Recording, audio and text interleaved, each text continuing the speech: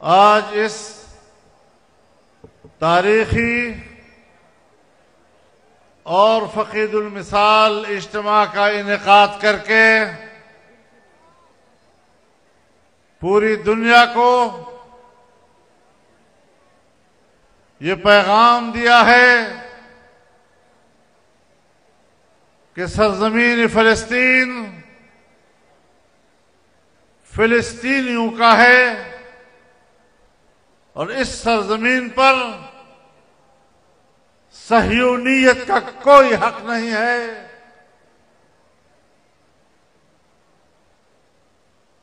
15 مہینے قبل یہاں اسی اجتماع میں، جس اجتماع کو ہم نے طوفان اقصی کا نام دیا تھا، اور ہم نے اپنے فلسطینی بھائیوں کے ساتھ یکجہتی کا اظہار کیا تھا،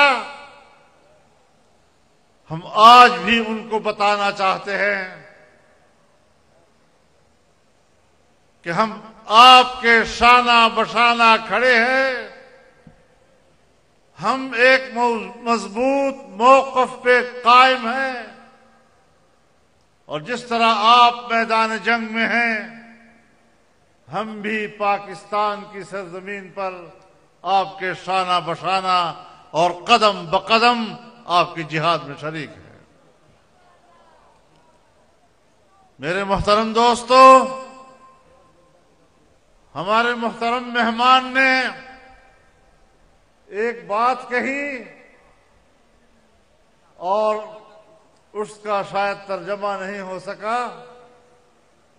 انہوں نے کہا کہ آپ یہاں پر اسرائیل مرد آباد کے نام سے اجتماع کر رہے ہیں، اسرائیل مرد آباد کا نعرہ بلند کر رہے ہیں، اور ہم ارض فلسطین پر اسرائیل مرد آباد کے نعرے پر عمل درآمد کر رہے ہیں۔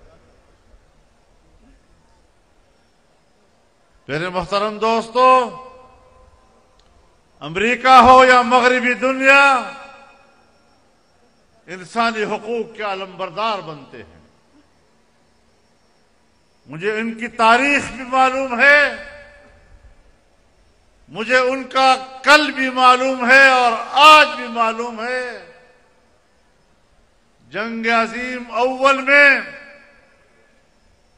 اسی مغربی دنیا نے کروڑوں انسانوں کا قتل عام کیا تھا۔ جنگ عظیم دوم میں اسی مغربی دنیا نے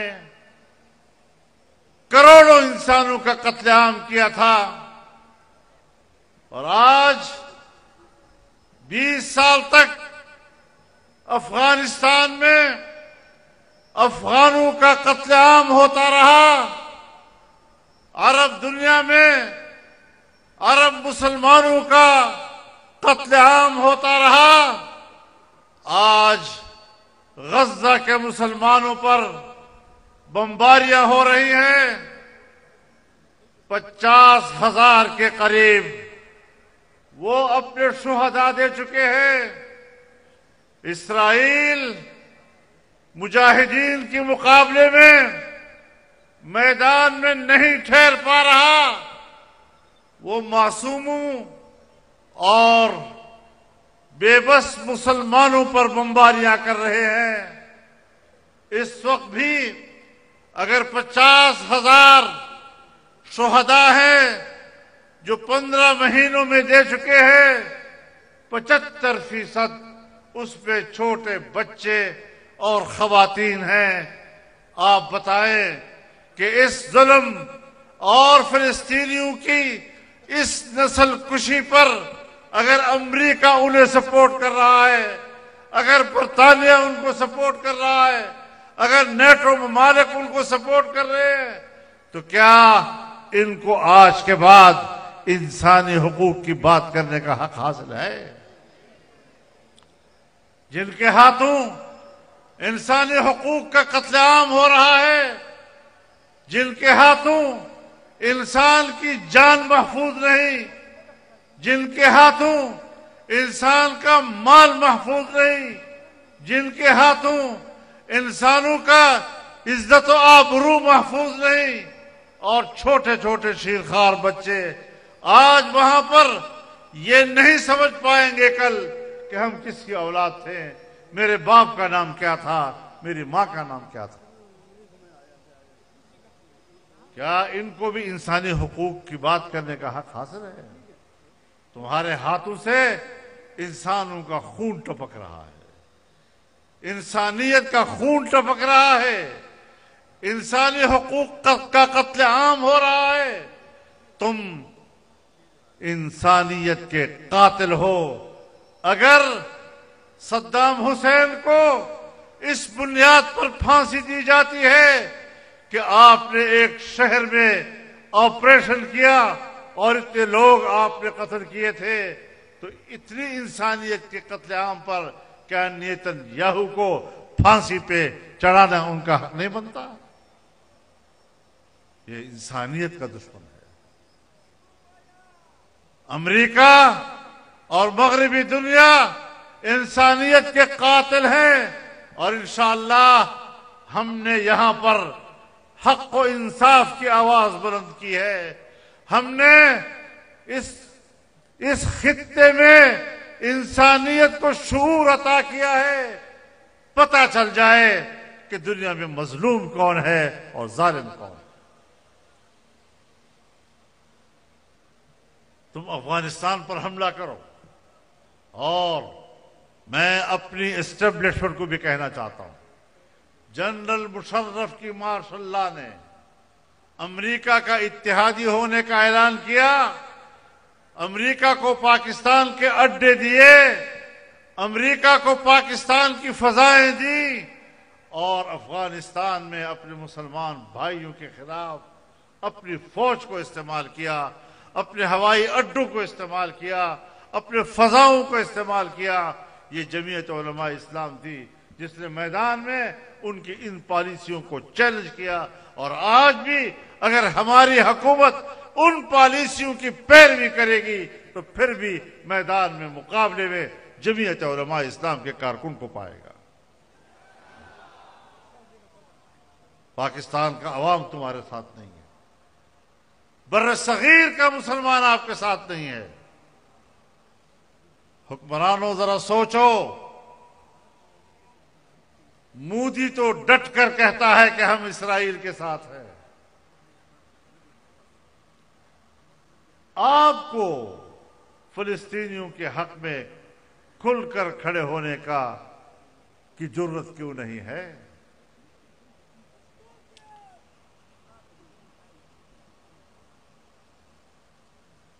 تو یہ ایک میدان ہے، اور جمعیت علماء اسلام کا موقف واضح ہے۔ میرا دعویٰ ہے کہ قوم ہمارے ساتھ ہے، عوام ہمارے ساتھ ہیں۔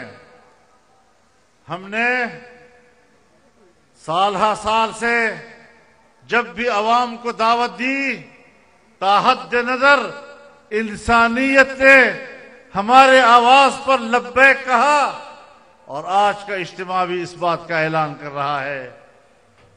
چند دن پہلے ہم نے سکھر میں اجتماع کیا، اس سے پہلے ہم نے میرپور خاص میں اجتماع کیا، ہم نے پنجاب میں اجتماع کیے، ہم نے خیبر پختونخوا میں کیے، ہم نے بلوچستان میں کیے۔ قوم کی ایک ہی آواز ہے، اور وہ یہی کہ جمعیت علماء اسلام پاکستان کے نظام کو اور پاکستان کے مستقبل کو اپنے ہاتھ میں لے لے۔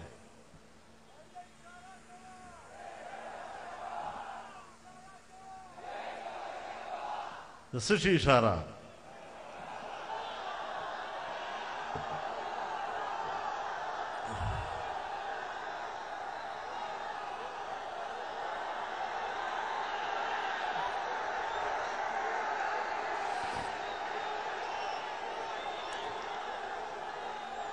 میرے محترم دوستو،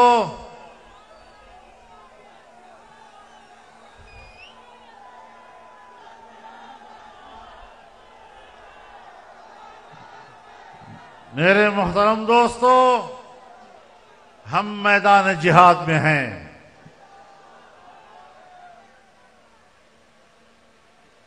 اور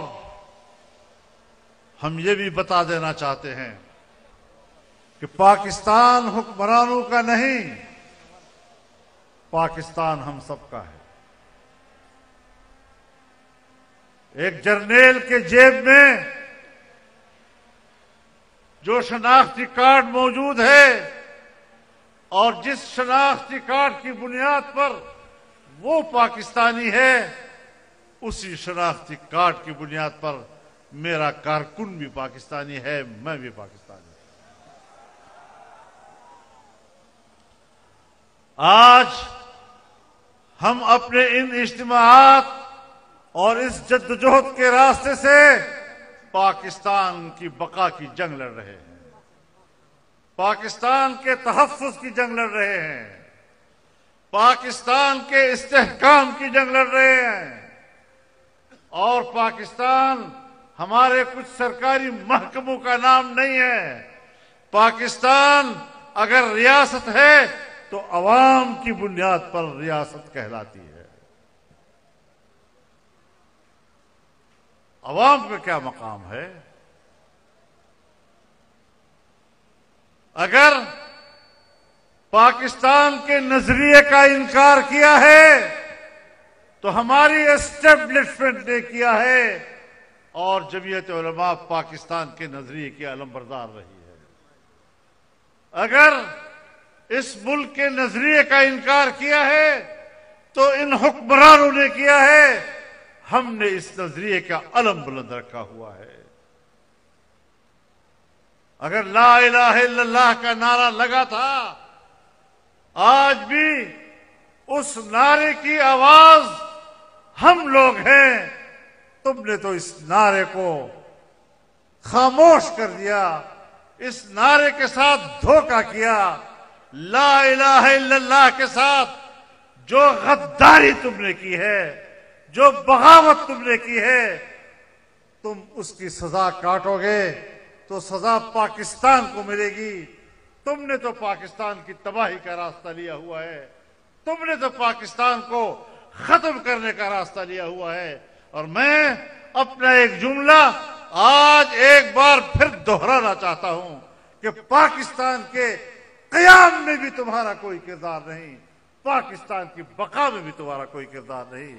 ملک ٹوٹا ہے تو تمہاری وجہ سے ٹوٹا ہے۔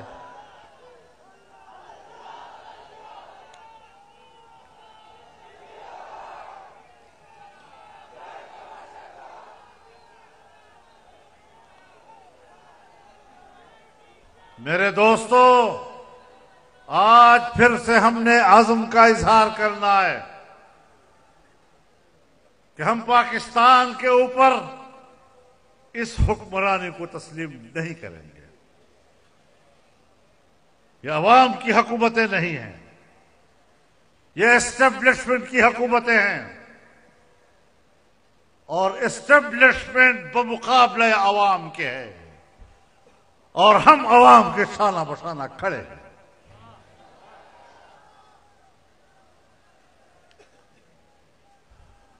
تم نے ختم نبوت کے مسئلے کو چھیڑا تو ہم میدان میں آئے، اور اللہ تعالی نے ہمیں توفیق بخشی کہ قادیانیوں کو دوبارہ مسلمان تسلیم کرانے کے جو ارادے تھے اور جو عزائم تھے، ہم نے انہیں خاک میں ملایا ہے، اور ایسی کمر توڑی ہے قادیانیت کی کہ 100 سال تک بھی وہ اپنی کمر سیدھی نہیں کر سکیں گے۔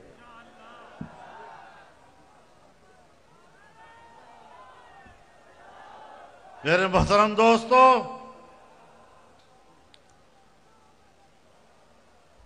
پارلیمنٹ میں 26ویں ترمیم آئی، اور جب ہم نے پڑھا، اگر اسی مسودے کو پارلیمنٹ پاس کر لیتی تو نہ آپ کا ملک بچتا، نہ آپ کے ادارے بچتے، نہ آپ کی پارلیمنٹ بچتی، نہ آپ کا آئین بچتا۔ ہر طرف تباہیوں کا ایک بارود اس میں بھرا ہوا تھا۔ ہم نے اس سے وہ بارود نکالا اور ایک صحت مند قانون اور آئین کی صورت میں ہم نے ملک کو آئین دیا، ترمیم دی۔ 56 شقوں پر مشتمل وہ ترمیم جو ایک کالا ناگ بن کر وہ لائے تھے، ہم نے 34 شقوں سے حکومت کو دستبردار کیا۔ 22 شقوں پر ہم ان کو لے آئے، اور پھر اپنے کچھ شقیں جو سود سے متعلق تھی، جو وفاقی شرعی عدالت سے متعلق تھی، جو اسلامی نظریاتی کونسل سے متعلق تھی، وہ ہم نے اس کا حصہ بنایا، اور الحمدللہ پاکستان کی تاریخ میں ایک پارلیمانی اور جمہوری جدوجہد کے ذریعے سے ہم نے ایک آئین میں اسلامی نظام اور قوانین کے لیے پیش رفت دکھائی۔ ہم چھوٹی سی قوت ہے پارلیمنٹ میں، اور ہم عوام کے حوالے سے چھوٹی قوت نہیں ہے۔ کسی نے عوام کا حق مارا ہے اور ہمارے ہجوم کو کمزور کیا ہے، لیکن تم کرتے رہو، کرتے رہو۔ اللہ کی گفتگو اور اس کا فرمان وہ ایک حقیقت ہے کہ کم من فئۃ قلیلۃ غلبت فئۃ کثیرۃ باذن اللہ۔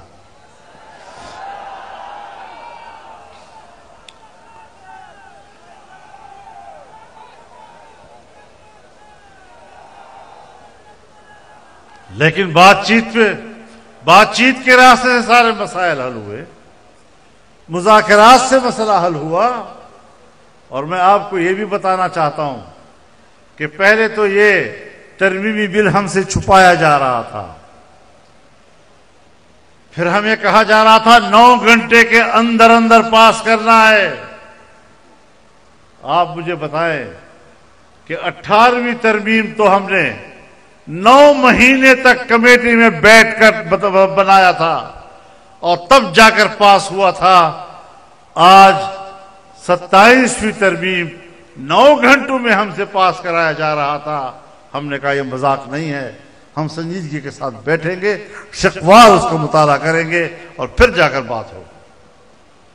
اب 1 مہینے تک ہم نے ان کے ساتھ مذاکرات کیے،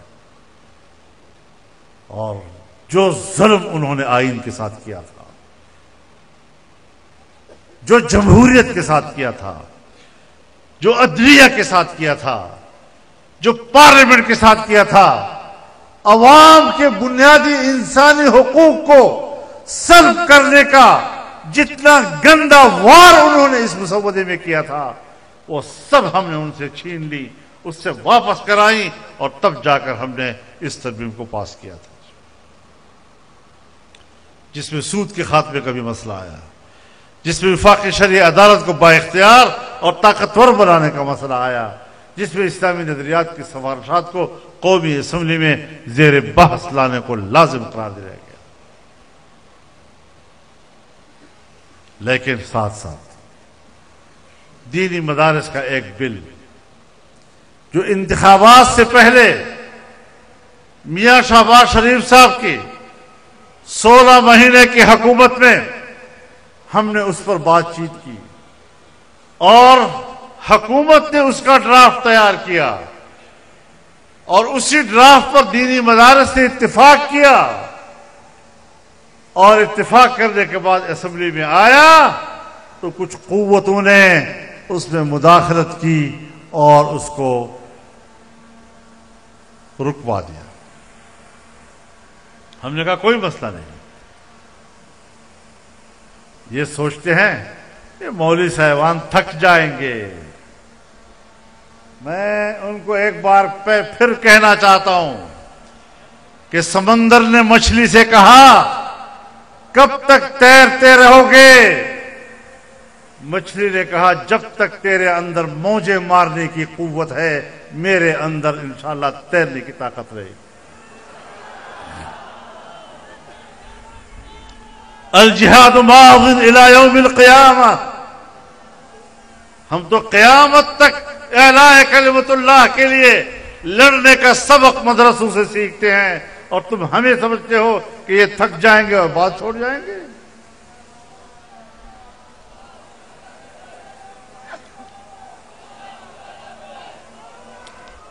تو میرے محترم دوستو، اب آپ مجھے بتائیں کہ الیکشن سے پہلے جب حکومت میں تھے ہم لوگ، پیپلز پارٹی حکومت میں تھی، آصف علی زرداری اس حکومت کا حصہ تھے، بلاول بھٹو اس حکومت کا حصہ تھے، مسلم لیگ اس حکومت کا حصہ تھی، ایم کیو ایم اس کا حصہ تھی، اور جماعتیں اس کا حصہ تھی۔ اس وقت اس بل پہ اتفاق ہوا، حکومت نے مسودہ بنایا اور ہم نے ان کے ساتھ بات کر کے اس کو قابل قبول بنایا۔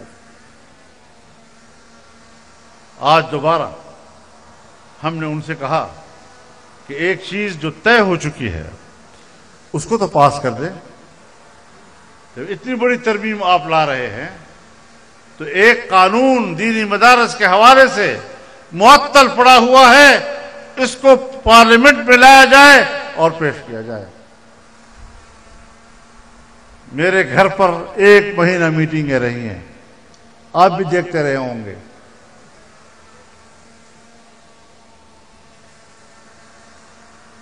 میں کراچی گیا، بلاول بھٹو صاحب کے دعوت پر میں ان کے گھر گیا، 5 گھنٹے ہم نے مذاکرات کیے، بل کے اوپر، ترمیمی بل کے اوپر بھی اور دینی مدارس کے اس ڈرافٹ کے اوپر بھی ہمارا اتفاق رائے ہو گیا۔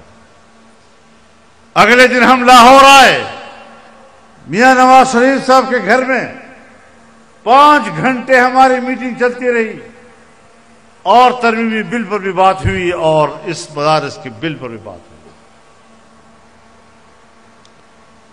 ہم نے اگلے روز پاکستان تحریک انصاف کے پارلیمنٹیرینز کو اعتماد میں لیا، ساری تفصیلات ان کے سامنے رکھی، انہوں نے بھی کہا کہ ہمیں اس پر کوئی اعتراض نہیں۔ اس کے بعد یہ بل پہلے سینٹ میں پیش ہوا، اور سینٹ میں پیپلز پارٹی اور مسلم لیگ اور تمام سیاسی جماعتوں نے اس بل کو ووٹ دیا اور اس کو پاس کرایا۔ زرداری صاحب کی نگرانی میں، پیپلز پارٹی کی قیادت کی موجودگی میں، وہاں سے وہ بل قومی اسمبلی میں آیا، قومی اسمبلی میں یہ بل پاس ہوا، پیپلز پارٹی کی موجودگی میں، بلاول صاحب کی موجودگی میں، شہباز شریف صاحب کی موجودگی میں، نواز شریف صاحب کی موجودگی میں، تمام حکومتی اتحادیوں کی موجودگی میں اتفاق رائے کے ساتھ یہ بل منظور ہوا۔ جب دونوں ایوانوں نے منظور کر لیا اور آپ کی موجودگی میں کیا، آپ کی قیادت میں کیا، آپ کی نگرانی میں کیا، تو پھر آپ نے سب چیزوں پہ دستخط کیے۔ مدارس کے اس بل پر ایوان صدر نے دستخط کیوں نہیں کیا؟ سوال بنتا ہے نہیں ہمارا؟ میں بڑے صاف الفاظ میں آپ کو بتانا چاہتا ہوں۔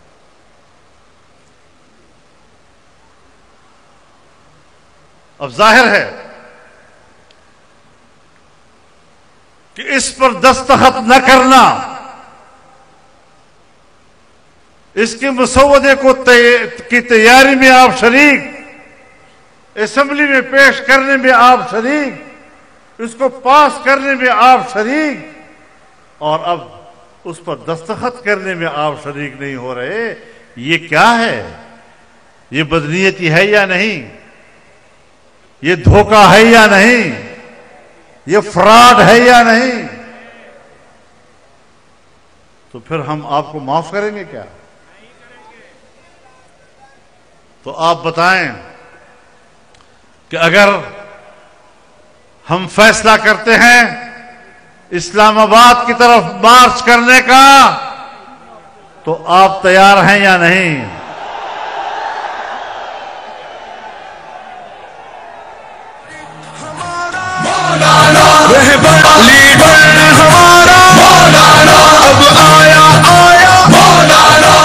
دوستو، انشاءاللہ یہ جنگ ہم جیتیں گے. اور میں نے جب سکھر میں تقریر کی تھی تو میں نے آج کی تاریخ کے لیے کہا تھا کہ ہم حتمی فیصلہ پشاور کے جلسے عام میں کریں گے.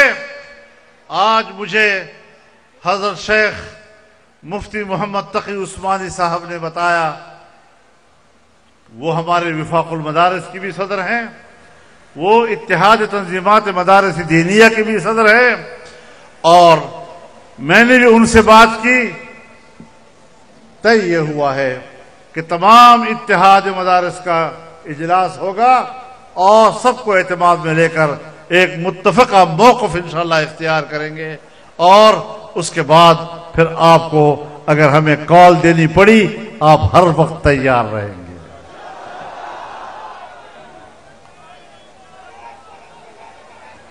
ہم وہ لوگ نہیں ہیں کہ اسلام آباد کی طرف آئیں گے تو تم ہمارا راستہ روک سکو گے. تم ہمیں آزما چکے ہو، ہم تمہیں آزما چکے ہیں.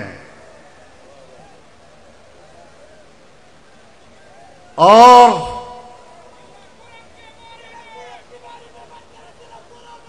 صبر صبر صبر صبر. ہم ایک بات واضح کر دینا چاہتے ہیں کہ ہم تمام دینی مدارس کے مختلف مکاتب فکر کو اعتماد میں رکھنا چاہتے ہیں، اور اگر ہمارے صدر نے اجلاس بلا لیا ہے 16 یا 17 کو ہمارا اجلاس ہوگا، اور اس میں تمام کو اعتماد میں لے کر ہم ایک متفقہ فیصلہ لیں گے انشاءاللہ العزیز. اور یہ بتا دوں کہ ہمیں دھمکیاں مت بھیجا کرو. وردی والوں، ایجنسیوں والوں، ہمیں دھمکیاں مت بھیجا کرو. دھمکیوں سے ہم ڈرتے نہیں، ہم بگڑتے ہیں. ہم تو تحمل کا مظاہرہ کر رہے ہیں. ہم نے تو ان جیالوں کو قابو رکھا ہوا ہے، اور اگر ہم نے آنے کا فیصلہ کیا تو تمہاری گولیاں ختم ہو جائیں گی، ہمارے سینے ختم نہیں ہوں گے انشاءاللہ.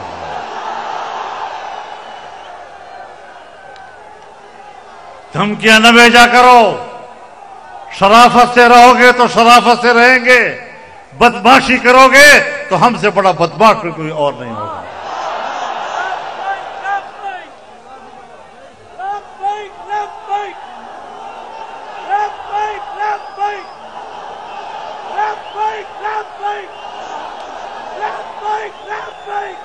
میرے محترم دوستو، ابھی انہوں نے ایک اور چال چلی ہے، وہ بھی بتا دوں آپ کو. ہمارے ہی رنگ کے مولویوں کو اٹھا کر میڈیا پہ لا رہے ہیں.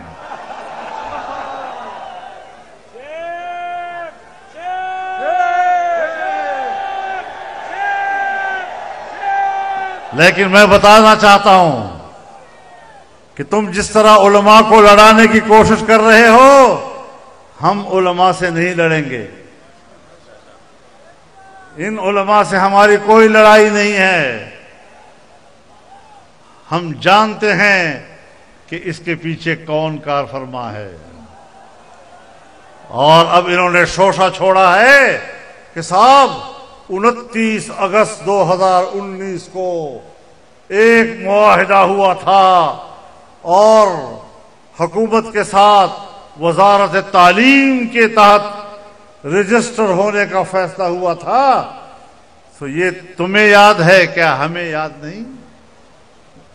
اور جب الیکشن سے پہلے یہ ڈرافٹ تیار ہوا اور اسمبلی میں آیا، اس وقت تم نے یہ شوشہ کیوں نہیں چھوڑا؟ اس وقت تمہیں یہ 2019 کا معاہدہ اس وقت کیوں یاد نہیں آیا؟ اور اب جب اسمبلی اور سینٹ دونوں سے پاس ہو رہا تھا، اس وقت تمہیں یہ معاہدہ کیوں یاد نہیں آیا؟ میرے دوستو سن لو ایک بات، ہمارا حکومت کے ساتھ معاہدہ 2004 میں ہوا۔ 2004 میں وہ قانون کی صورت میں، بل کی صورت میں اسمبلی میں لایا گیا، باقاعدہ ایکٹ بنا ہے، ایک قانون کے تحت ہم نے اس کو قبول کیا ہے۔ اگر 1860 کی سوسائٹی ایکٹ میں رجسٹریشن کا مسئلہ تھا تو ایک شق نمبر 21 کا اضافہ کر کے دینی مدارس کے لیے ماحول بنایا گیا، اشکالات دور ہو گئے۔ بھائی ہم ایکٹ کی بات کر رہے ہیں، ایکٹ قانون ہوتا ہے۔ تم نے جو وزارت تعلیم کی بات کی تھی وہ تو محض معاہدہ تھا، اس کی تو کوئی قانونی حیثیت نہیں تھی، اور پھر اس کی خلاف ورزی ہوئی۔ آپ جانتے ہیں اور جان لینا چاہیے کہ دینی مدارس میں ہم سرکار کی مداخلت تسلیم کرنے کو تیار نہیں ہے۔ مدارس آزاد ہوں گے، آزاد حیثیت میں اپنا کام کریں گے۔ 2004 اور 2005 میں ہم نے آپ کو بتایا اور آپ کے ڈیمانڈ پر ہم نے آپ کے ساتھ معاملات طے کیے۔ آپ نے کہا مدارس کا مالیاتی نظام، ہم نے کہا بالکل ٹھیک ہے۔ آپ نے کہا مدارس کا تعلیمی نصاب، ہم نے کہا بالکل ٹھیک ہے، آئیں بات کرتے ہیں۔ آپ نے کہا مدارس کا انتظامی ڈھانچہ، ہم نے کہا آئیں ایک دوسرے کو سمجھاتے ہیں۔ ہم ایک دوسرے کو سمجھانے میں کامیاب ہو گئے، معاملات طے ہو گئے۔ دینی مدارس میں میٹرک تک تعلیم دی جائے گی، یہ معاملات طے ہو گئے۔ ان کی سند کو ایک مستقل گریجویشن کی حیثیت حاصل ہوگی۔ پھر 2010 میں معاہدہ ہوا اور یہ طے ہوا تھا، اور پھر جو آپ لوگوں نے وزارت تعلیم کے ساتھ بات چیت کی، اور اس وقت تو آپ کی تنظیمیں بھی نہیں تھی، اس وقت تو آپ وفاق میں تھے، اس وقت تو آپ کی تنظیمیں نہیں تھیں، اپوزیشن یعنی کوئی تقسیم ہوئی نہیں تھی۔ وفاق کے نظام میں، اتحاد مدارس دینیہ کے نظام میں، مذاکرات کے نظام میں تو آپ کا کوئی دخل ہی نہیں تھا۔ آپ کون ہوتے ہیں ہمیں یہ سبق سکھانے والے؟ اب معاہدہ ہوتا ہے تو معاہدے کی خلاف ورزی ہوئی، وہ معاہدہ ختم کر دیا حکومت نے۔ اس معاہدے میں یہ تھا کہ مدارس کی رجسٹریشن ہوگی، وزارت تعلیم سے ہم منسلک ہوں گے، ماتحت نہیں ہوں گے۔ لیکن تم لوگوں نے ایک ڈائریکٹریٹ جنرل بنایا اور کہا کہ اس ڈائریکٹریٹ کے تحت آپ نے رجسٹریشن کرنی ہوگی، اور جب ڈائریکٹریٹ آپ نے بنایا اس کا معنی یہ ہے کہ آپ نے دینی مدارس میں مداخلت کے لیے ادارہ بنایا۔ تو دینی مدارس، بتاؤ معاہدے میں کہاں ڈائریکٹریٹ لکھا ہوا ہے؟ بتاؤ معاہدے میں کہاں پر ڈائریکٹریٹ جنرل ریلیجس تعلیم کا لفظ کدھر لکھا ہوا ہے؟ آپ نے بعد میں یہ ڈائریکٹریٹ بنا کر ہمیں میسج دیا کہ مدارس ہمارے ماتحت ہوں گے۔ ہم نے کہا ہم آپ کے ماتحت نہیں ہوں گے۔ 1860 کے ایکٹ کے تحت ہم نے ضرور رجسٹریشن کی ہے اور کراتے رہے ہیں، لیکن انہوں نے تو کبھی ڈائریکٹریٹ نہیں بنایا، انہوں نے تو کبھی ہمارے معاملات میں مداخلت نہیں کی۔ وزارت صنعت حرفت نے کبھی بھی مدارس میں مداخلت نہیں کی۔ وہ رجسٹریشن وہ تو ایک وزارت ڈاک خانے کی حیثیت رکھتا ہے۔ ہم نے کہا وزارت تعلیم وہ بھی ڈاک خانے کی حیثیت رکھے گا، اس سے زیادہ اس کا کوئی کردار نہیں ہوگا۔ لیکن انہوں نے ڈائریکٹریٹ بنا کر براہ راست مدارس کو کنٹرول کرنے کا عملی اقدام کر کے معاہدے کے خلاف ورزی کی، اور پھر اس وقت وزیر تعلیم نے بیان دیا کہ دینی مدارس یہ ہمارے وزارت تعلیم کے ماتحت ہوتے ہیں۔ تو تم نے معاہدہ توڑ دیا۔ ہمیں یہ شرط اس وقت بھی قبول نہیں تھی۔ اس کے بعد آپ نے کہا تھا کہ دینی مدارس کی جتنی رجسٹریشن ہوئی ہے اب وہ رجسٹریشن برقرار رہے گی اور نئے رجسٹریشن کے لیے ہم تعاون کریں گے. آپ بتائیں کہ 2019 کے اگست سے لے کر آج تک تم نے ایک رجسٹریشن بھی بحال کی ہے مدارس کی؟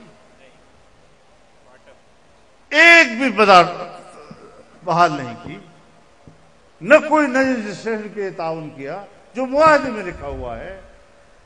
تو جب آپ نے رجسٹریشن ہماری بند رکھی ہوئی ہے، اس معاہدے پر آپ نے عمل ہی نہیں کیا، مزید رجسٹریشن کے لیے آپ اجازت نہیں دے رہے تھے، تو معاہدہ تو آپ نے توڑ دیا. اس معاہدے میں آپ نے لکھا تھا کہ بینک اکاؤنٹس کھولے جائیں گے اور اس میں ہم تعاون کریں گے. آپ بتائیں ایک بینک اکاؤنٹ کھلا نہیں، اور ابھی حال ہی میں سنا ہے کہ ایک بینک نے 1000 اکاؤنٹ مدارس کے بند کر دیے ہیں. کس معاہدے کی بات کرتے ہو؟ جس معاہدے کو تم نے پھاڑا ہے، جس معاہدے کو تم نے اچھالا ہے، اس کا ذکر کرتے ہو. اور بمقابلہ قانون کے معاہدہ تو لفظی چیزیں ہوتی ہیں.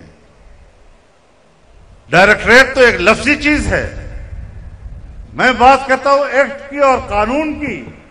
میں قانون سے وابستہ ہو کر مدارس کو چلانا چاہتا ہوں، اور تم مجھے زبانی معاہدات یاد دلاتے ہو.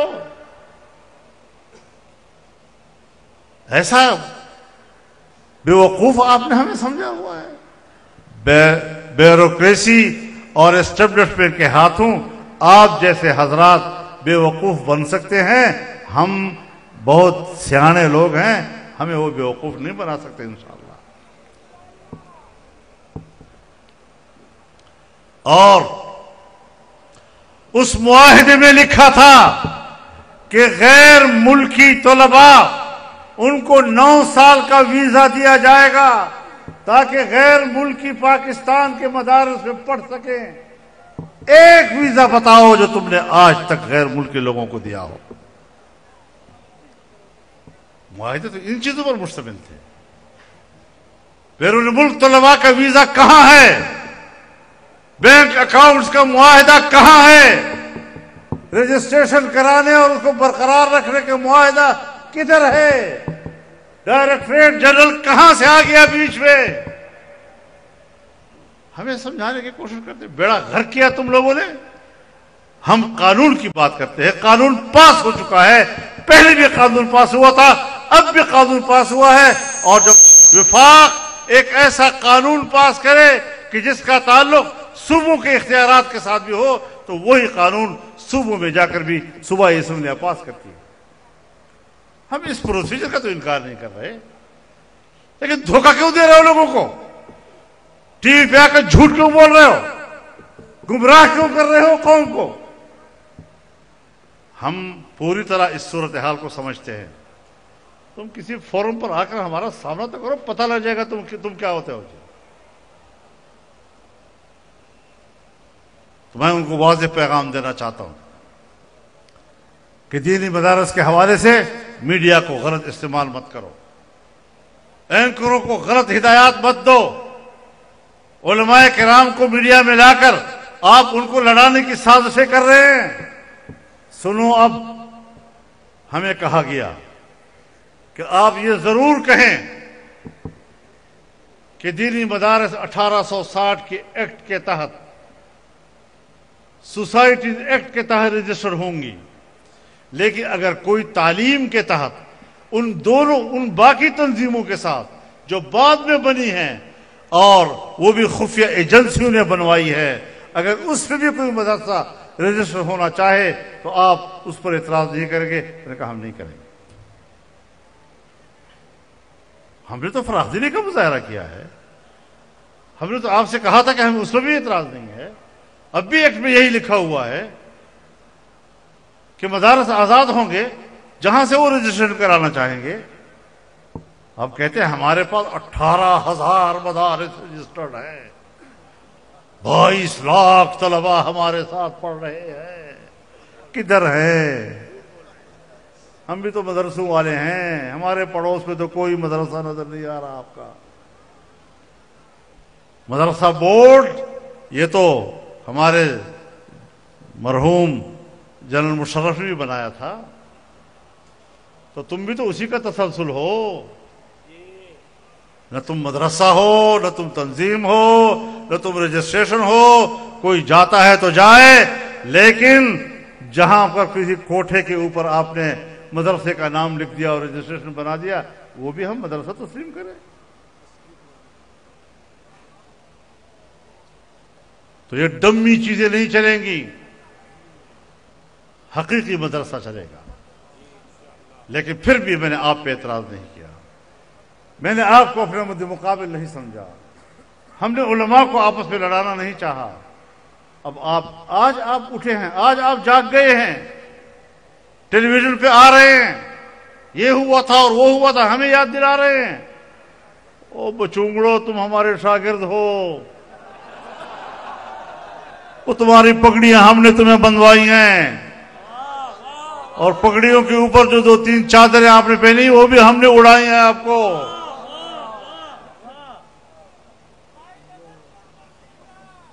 اہلکار مت بنو ان لوگوں کا جو دینی علوم کے دشمن ہیں، جو قرآن علوم کے دشمن ہیں، جو حدیث کے علوم کے دشمن ہیں، جو فقہ کے علوم کے دشمن ہیں.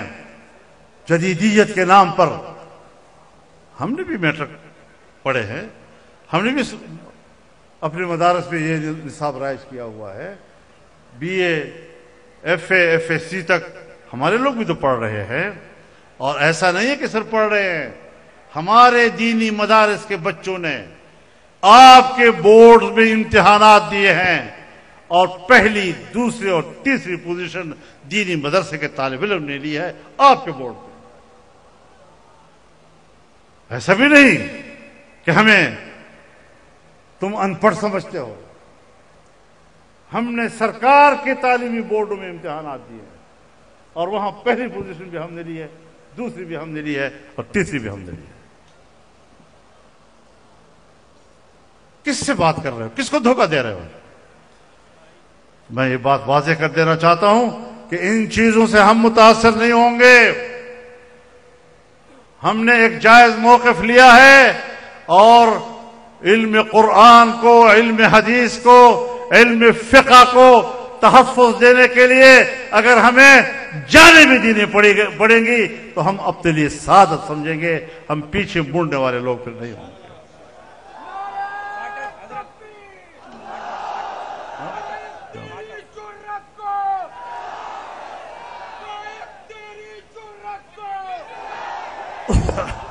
یہاں ہمارے اسمبلیوں میں قانون سازیاں ہوئی، اور اس کے پیچھے لکھا گیا کہ یہ قانون سازی در اصل ایف اے ٹی ایف اور آئی ایم ایف کی ڈیمانڈ ہے، یہ ان کی ضرورت ہے. آپ بیرونی بین الاقوامی اداروں کے دباؤ پر پاکستان میں قانون سازی کرتے ہیں، تو ذرا بتاؤ تو صحیح ان کے ساتھ طے کیا ہوا ہے؟ ایف اے ٹی ایف نے کیا منوایا ہے آپ سے؟ وہ راز میں کیوں ہے؟ اس کو چھپایا کیوں ہوا ہے؟ وہ بلی تھیلے میں کیوں ہے؟ لاؤ اس بلی کو تھیلے سے باہر، تاکہ ہم اس کا بھی آپریشن کریں اور بتا سکیں کہ غلامی، اگر آپ کے ان خواہشات کا نام غلامی ہے تو نہ ہم ایف اے ٹی ایف کو تسلیم کریں گے، نہ ہم آئی ایم ایف کو تسلیم کریں گے.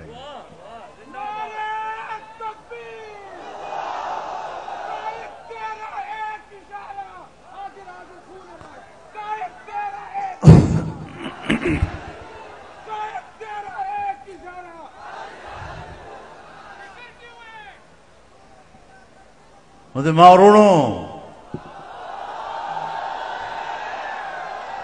من خبر پٹھے نہیں، من خبر پر دلیل بھی ڈیر واضح بھی، اور من خپل پیغام نن دغه جلسینا او دغه قومنا او دغه کارکنانو طرفنا دوی ته ولېږه، او دا ورته وایم چې ان شاء الله موقع درکو، موقع به درکو، هفته به درکو، دوه به درکو، قسمیږي خو سم شه، باندې قسم د جسم به دې کوم.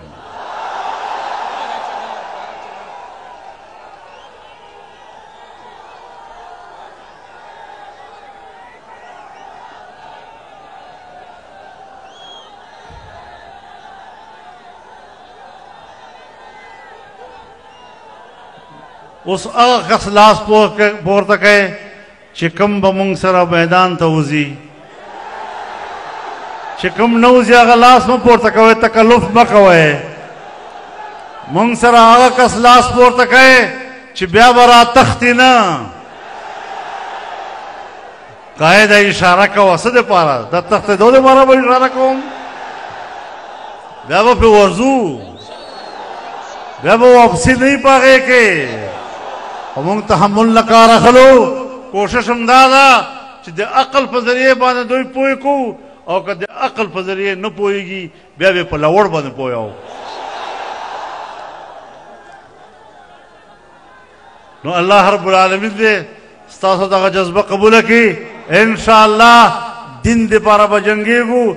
د فلسطین نه راواخله د پاکستان تر مدرسې پورې به خپل جنگ جاری ساتو. الله دې زموږ مل شي او الله دې زموږ د قربانیانې قبول وګرځي.